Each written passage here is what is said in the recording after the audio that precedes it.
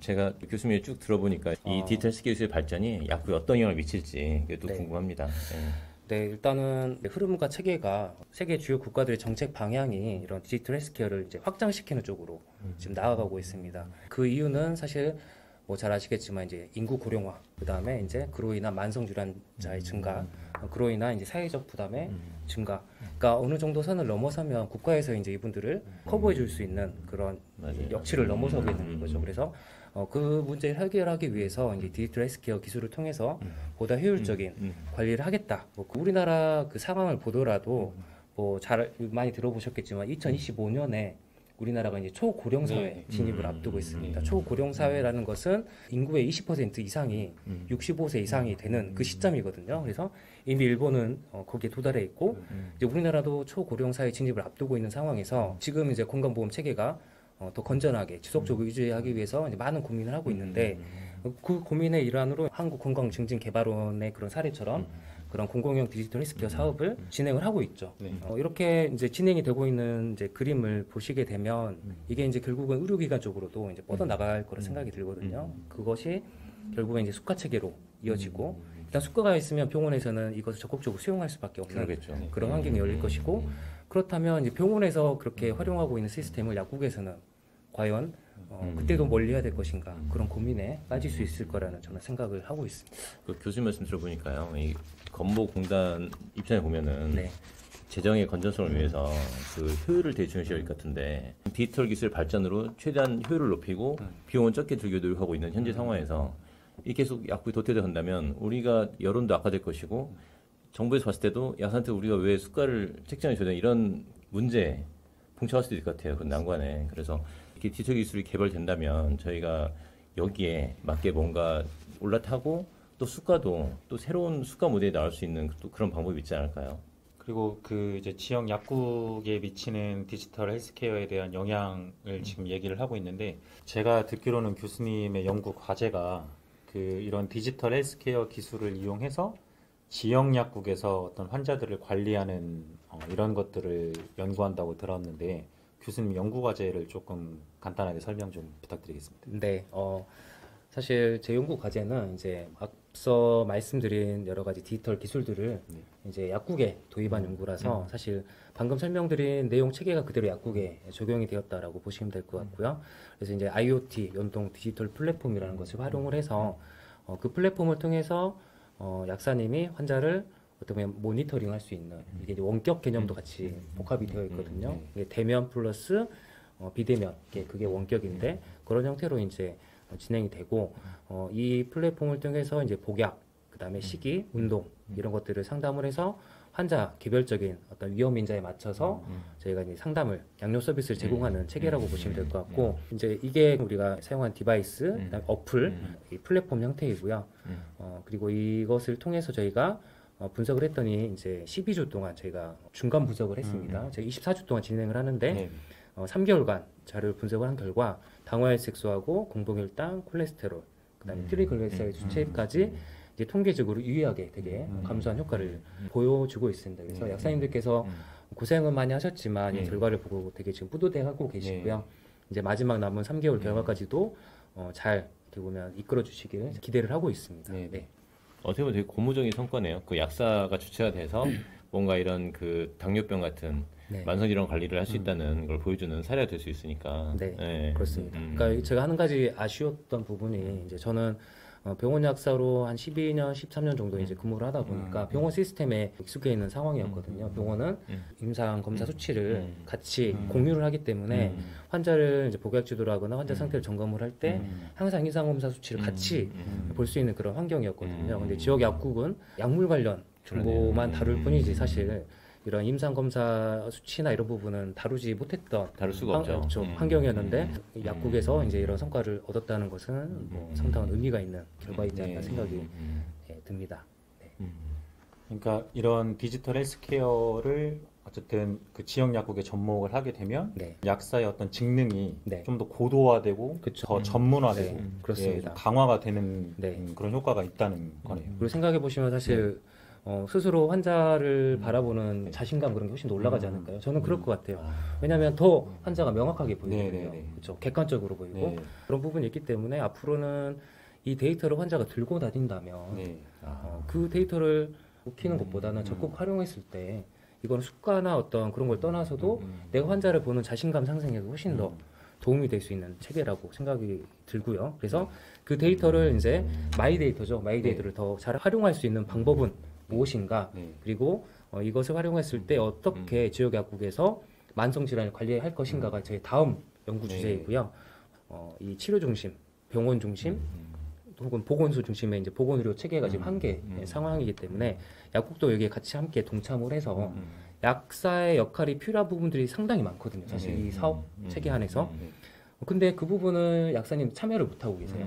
보건소에서도 사실 약사 인력이 너무 필요합니다. 필요로 해요. 근데 실제로 보건소에 계신 약사님들은 액팅하시는 그런 약사님들 아니시고 거의 대부분 행정하시는 분들, 고위직에 계신 분들이기 때문에 그 안에서 이제 약사 역할이 지금 상당히 부족하다 그런 부분이고요. 그렇다면 그 부분을 메꿀 때 약사님이 꼭 보건소에 근무를 해야지만 되느냐? 저는 그렇지 않다고 생각합니다. 그 보건소 체계와 지역 약국이 서로 연계된 체계를 맺는다면 충분히 그리고 이렇게 디지털 플랫폼이 약국까지 확산이 돼서 연결이 된다면 지역 약국에서도 내가 처방전 조제를 하고 복약제도하는 시간 이외에 남는 시간에 보건소에서 필요로 하는 환자에 대한 관리를 해줄 수 있는 거죠. 그게 어떻게 보면 상당히 실제적인 약사의 참여 역할을 확보하는 그런 부분이라고 생각하면 되고, 그게 이제 그 보건의료 공공 중심의 보건의료 체계에서 약사의 그런 부족한 미충족 수요를 해소해 줄 수 있는 그런 부분이라고 생각이 듭니다. 실제로 뭐 이 보건소에서 활동하시는 분들이 열심히 하시는데 제가 만나보면 약사님들의 도움이 필요한 그런 포인트들이 많이 있어요. 한 예로 우리가 이제 방문 간호 서비스를 하는데 선생님들이 환자분들을 만나서 체크리스트로 체크를 하는데 약의 복용 개수가 5개 이상이냐 묻는 질문이 있다고 합니다. 근데 제가 현장 선생님 만나서 확인해 보니 그 5개 의미를 정확히 모르고 계시더라고요. 그래서 왜 우리 5개인가요, 박사님? 다지약물이잖아요, 결국요. 그렇죠. 네, 다지약물이죠. 네. 그래서 결국은 네. 여기서 받은 것과 여기서 받은 약, 다른 데서 받은 약들을 네. 그걸 저희가 이렇게 종합해서 관리할 네. 수 있어야 되는데 네. 이제 그런 것들을 약사가 참여하지 않는 선에서는 관리가 안 되기 때문에 네. 맞습니다. 네. 그리고 뭐 일본의 한 교수님이 이제 발표하신 자료인데 약을 5개에서 6개 이상 장기간 복용하는 그 순간부터 약물의 부작용이 유의미하게 증가한다. 낙상이나 뭐 기타 뭐 여러 가지 부작용이 유의미하게 증가하기 때문에 우리가 이제 5개 이상을 폴리파머시로 규정을 하고 관리를 하는 거죠. 근데 그런 단순한 이제 개념은 사실 우리가 잘 알고 있는 건데 현장에 계신 분들이 이제 그 의미를 명확히 모르시니까 그런 부분에서 약물 관리나 그런 부분이 물론 열심히 하심에도 도움이 필요한 거죠. 그래서 저희가 도와드릴 수 있는 연결 체계를 구축을 한다면 아주 좋은 사회 기여하는 부분도 생길 수 있고 또 그게 그런 부분이 잘 되면 실제로 수가 부분까지 연결이 충분히 저는 될 수 있다고 생각이 듭니다. 이게 현장에 가지 않고도 도움을 줄 수 있는 거죠. 그게 이제 제 다음 연구 과제라고 생각을 하시면 될 것 같아요. 그래서 이 부분이 어떻게 될지 모르겠지만 아무튼 좋은 성과를 내면 향후에 이제 표준 상담 도구 개발 플러스 약사의 영역 확장 뭐 그런 부분에도 충분히 기여할 수 있는 실제적인 연구라고 저는 결국 생각이 듭니다. 교수님 연구 디지털 기술, 디지털 플랫폼을 활용한 약사의 직능을 더 레벨업 시키고 그렇죠. 그다음에 저희가 데이터를 확보해서 정부에 우리가 이런 일을 한다. 약사 이런 일을 할 수 있다라는 걸 보여주는 그런 연구네요, 결국에요. 맞습니다. 우리가 외부 기관과 소통할 수 있는 우리의 채널을 만드는 거죠. 그리고 우리의 데이터도 거기에 축적을 시키면 결국에는 많은 분들이 말씀을 하지만 우리의 데이터가 분명히 있어야 됩니다. 그러면 그것을 통해서 상호 소통할 수 있는 지금 그런 구조거든요. 그리고 외부의 데이터를 저희가 활용할 수 있는 아까 말씀드렸던 그 채널이 필요한 거죠. 그렇죠? 그래야지 마이 데이터도 마이 헬스라는 그 고속도로가 우리 약국에도 길이 연결될 수 있는 그런 구조가 될 수 있을 것 같다고 저는 생각을. 정말 중요한 연구예요, 교수님. 저희가 그런 데이터를 확보할 수 있는 길이 사실 거의 없잖아요. 그 부분이 좀 아쉽다는 생각이 들고요. 우리가 이제 많이 활용하고 계신 팜IT 3000을 통해서도 충분히 그 레벨업을 할 수 있는 그런 플랫폼이지 않나 저는 생각이 됩니다. 이 팜IT 3000이라는 플랫폼도 이런 그 우리가 원하는 기능들을 추가할 수 있는 그런 플랫폼이라고 저는 생각을 하거든요. 그래서 방금 앞서 말씀을 나눴던 그런 기능들을 거기에 이제 접목을 시켜서 그것을 토대로 외부 그 데이터와 서로 연동시키는 그런 형태를 만든다면 아주 좋은 형태가 될 것 같고 그게 바로 이제 어떻게 보면 스마트 약국에 해당이 될 수 있는 사항이라고 생각이 듭니다. 이게 지금까지 교수님 연구 과제까지 쭉 이야기를 들어보니까 이 디지털 전환하고 이 약국하고의 어떤 좀 그림이 처음에는 좀 잘 알지 못하는 부분이라 좀 그랬었는데 지금은 뭔가 좀 이렇게 구체화되는 것 같은 개인적인 느낌이 드네요. 네. 그 방금 말씀하신 그 스마트 약국에 대해서 조금 더 자세히 좀 설명 좀 해주시죠. 네, 우리가 이제 사실 디지털 헬스케어 기술을 지금은 관망을 하고 있는 상태이지 않을까 생각이 들어요. 그러니까 이거를 우리가 적극적으로 가져올 것인가 아니면 어떻게 할 것인가 되게 이제 그 관망하고 있는 그런 상황이신 것 같은데 저는 지금 시점에서 적극적으로 좀 도입을 하는 것이 필요하다는 생각이 드는 첫 번째 이유가 그 스마트 약국 형태라고 보시면 될 것 같은데 일단 편리해질 것 같아요. 그래서 환자가 지금은 처방전을 종이 처방전을 받아서 약국에 가서 접수를 해서 조제를 하고 그다음에 영수증을 따로 받고 그 영수증을 이제 따로 그 뭐 실손보험이나 그런 데 청구를 하는 그런 약간 방법들을 취하고 있는데 이게 어떤 솔루션 그런 플랫폼을 통해서 이게 자동으로 유연하게 편하게 이어질 수 있는 형태가 갖춰진다면 일단 환자의 어려움이 좀 사라질 수 있는 부분이 있고 약국 입장에서도 환자에게 제공해야 될 추가적인 어떤 서류나 그런 부분에서도 이제 줄어들 수 있는 부분 그런 부분이 있을 것 같다는 생각이 듭니다. 그래서 요즘에 뭐 우리 많이 사용하고 있는 혹시 뭐 토땡이라는 그 어플 있지 않습니까? 토스? 아, 그죠? 네네네. 네, 토스라고 제가 표현하겠는데 편하게 말씀하시네요. 네, 그 어플을 보면 저는 정말 이 어플을 쓰면서 와, 세상이 정말 바뀌었구나. 이런 세상이 드디어 열리는구나 제가 느끼고 있거든요. 그러니까 제가 병원 진료를 받고 진료비가 발생을 했는데 자동으로 알람을 해주는 거죠. 실손보험을 청구하시겠습니까? 라고 저에게 알람 자동으로 보내주는 거예요. 그래서 제가 한번 신청을 해봤는데 너무나 쉽게 영수증 사진만 찍어서 딱 올리니까 실손보험 청구가 자동으로 클릭 몇 번 하니까 되는 거예요. 그래서 야 이게 바로 디지털 트랜스포메이션이구나 제가 강하게 느꼈는데 약국에서도 이렇게 편하게 일이 진행이 되고 그런 쾌적한 환경을 구축하는 그런 시스템이 일단은 필요할 거라고 생각이 듭니다. 그게 결국 스마트 약국이라는 거죠. 그렇죠. 그런 게 이제 기본적인 디지털 트랜스포메이션을 통한 스마트 약국 구축이라고 저는 생각을 합니다. 뭐 최근 기사를 보면 관련된 뭐 솔루션을 개발한 업체들이 몇 곳이 지금 보이기 시작하더라고요. 그래서 뭐 그런 체계도 좀 참고하시면 좋을 것 같고 그렇지만 결국에는 이제 제 생각에는 더 확산이 되기 위해서는 약사회에서 뭔가 주도적인 그런 형태를 솔루션을 개발을 해서 확산시키는 게 가장 이상적인 모델이지 않을까 생각이 들고요. 또 이것을 정부가 만들어 줄 것인가에 대한 질문이 있을 수 있는데 과연 정부가 만들어 줄까요? 제 생각에는 정부는 접목시킬 수 있는 형태까지만 만들어주고 디테일한 형태는 스스로 만드는 걸 아마 선호하지 않을까 생각이 듭니다. 그래서 우리 뭐 DUR도 신병원 DUR도 프로그램을 약국에서 직접 만들어 준 건 아니잖아요. 그렇죠? 이 DUR을 확인할 수 있는 연결 체계를 만들어 놓고 약국에 이제 연결할 수 있는 형태로 지금 개발을 한 거지. 그렇죠? 파마이드 3000이. 그래서 약국이 아무튼 주도적으로 뭔가 개발을 해야 된다. 저는 그렇게 생각을 하고요. 네. 그러면 이제 스마트 약국이라는 게 어쨌든 어떤 이런 디지털 헬스케어 기술을 도입을 하게 되면 약사의 직능을 좀 더 전문성을 발휘할 수 있고 직능을 강화할 수 있는 부분이 있고 또 한편으로는 약국 안에서 이루어지는 업무들이 그렇죠. 좀 더 수월하고 편하게 될 수 있다라는 부분인 거죠. 네, 맞습니다. 제가 여기 그렇지 않아도 그런 부분에서 이제 우리가 디지털 번역, 디지털 트랜스포메이션 말씀을 하는데 우리 약사 입장에서 봤을 때 중요한 키워드 두 개가 어떻게 보면 이제 편의성 플러스 전문성이라고 저는 생각하거든요. 일반 소비자 입장에서는 편의성이 아주 중요한데 이제 우리 전문가 집단인 약사 입장에서 봤을 때는 여기에 반드시 전문성이 추가가 돼야 된다 저는 그렇게 생각을 합니다. 그래서 편의성 같은 부분 아까 말씀드렸던 이제 스마트 약국 시스템처럼 약사의 업무 편의성, 그다음에 환자의 편의성 이런 것들이 같이 결합될 수 있는 형태가 필요하고요. 여기서 멈추면 사실 부족하고요. 우리 앞으로 우리 약사님들은 미래를 위해서는 전문성 향상을 위한 노력을 하셔야 된다. 우리가 이제 당뇨병 환자나 뭐 만성질환 환자들을 이렇게 생활 습관을 변하도록 우리가 독려를 하는데 그분들만 동조를 하는 게 아니고 우리 스스로도 지금은 전문성 향상을 위해서 변화를 해야 된다.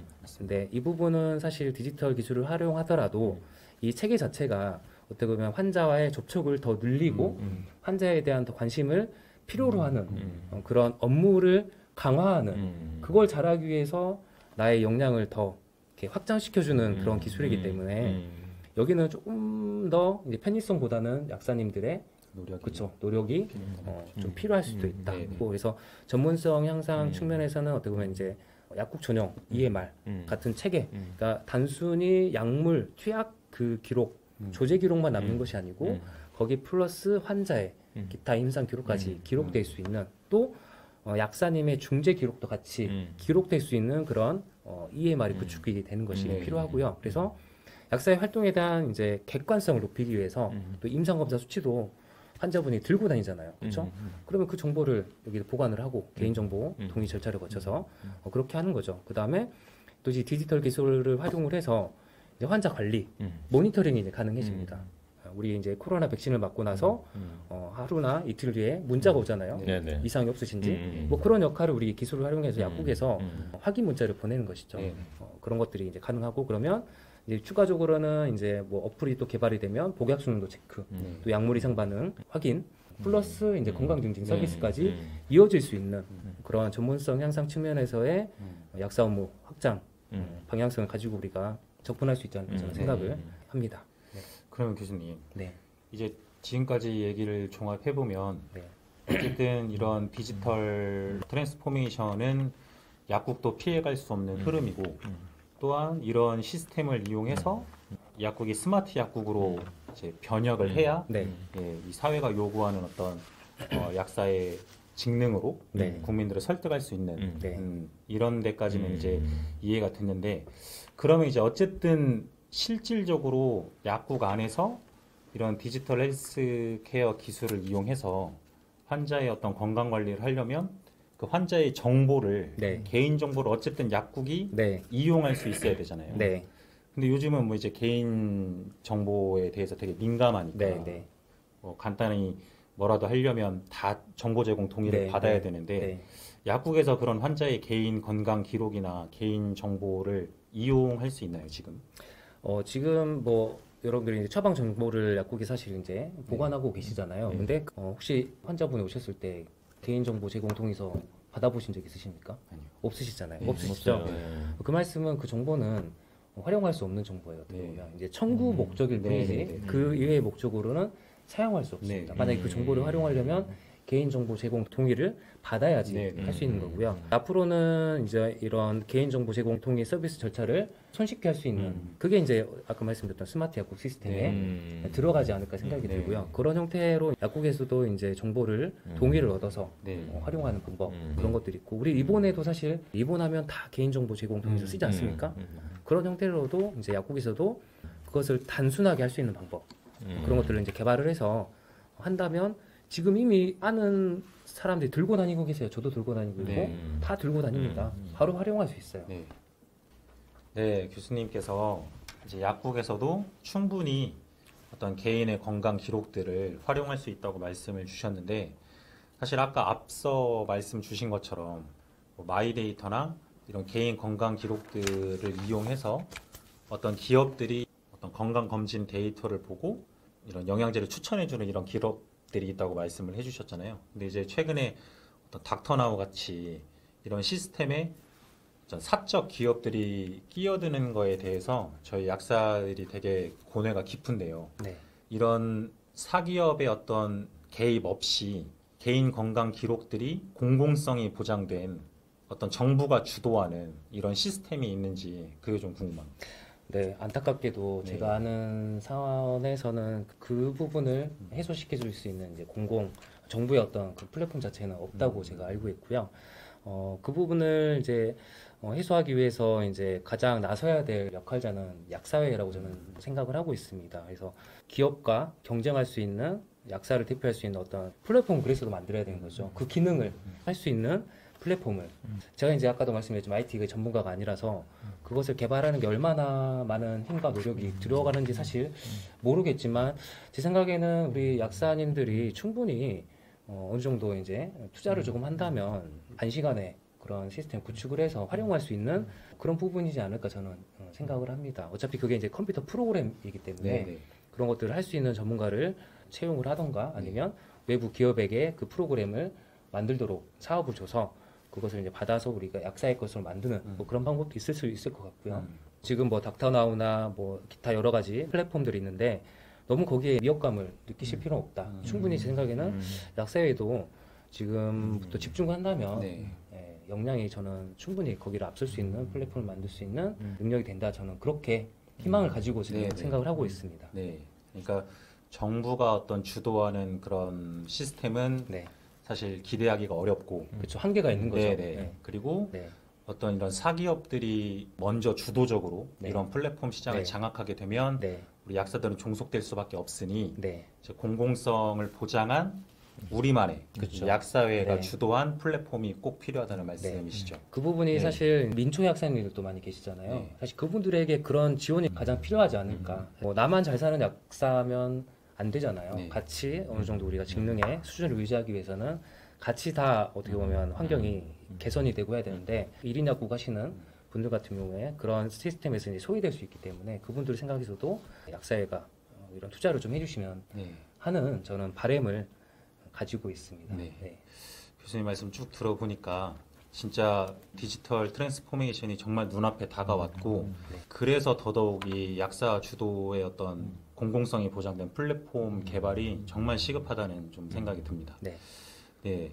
어쨌든 지금까지 이렇게 긴 시간 좀 여러 가지 질문에 대해서 너무 세심하고 친절하게 답변 주셔서 너무 감사드리고요. 마지막으로 저희 일선 약사님들께 네. 좀 당부하고 싶은 말씀 있으면 좀 간단하게 한 말씀 부탁드립니다. 네, 뭐 제가 감히 당부를 뭐 드릴 그런 나이는 아닌 것 같고요. 다만 이제 저도 현장에 몸 담았었고 지금 학교 학생들을 좀 지도하는 입장에서 쭉 보다 보니까 느끼는 상황 자체가 이런 디지털 헬스케어 개념 자체가 이제 더 이상 먼 미래의 이야기가 아니다. 네. 이제 직접 우리 눈에 보이고 진짜 우리 손에 잡히고 네. 그다음에 내 피부로 느낄 수 있는 단계까지 지금 이르렀다라는 그런 상황을 같이 인지를 하시면 좋을 것 같고요. 지금 당장의 이 변화가 나에게 영향을 미치지 않더라도 앞으로 이제 변할 상황을 계속 이제 관심 있게 바라보시고 흐름을 계속 관찰하시는 그런 게 필요할 것 같고요. 네, 그런 부분에서 이제 우리 전라북도 약사회에서 이런 자리를 마련하셨다는 거는 정말 대단한 일이다 저는 그렇게 생각을 하고 있고요. 아무리 이제 디지털 기술이 이제 범람을 이렇게 쓰나미가 오더라도 결국 변하지 않는 우리 약사의 본질적 가치, 역할이 네. 있다고 저는 생각을 하거든요.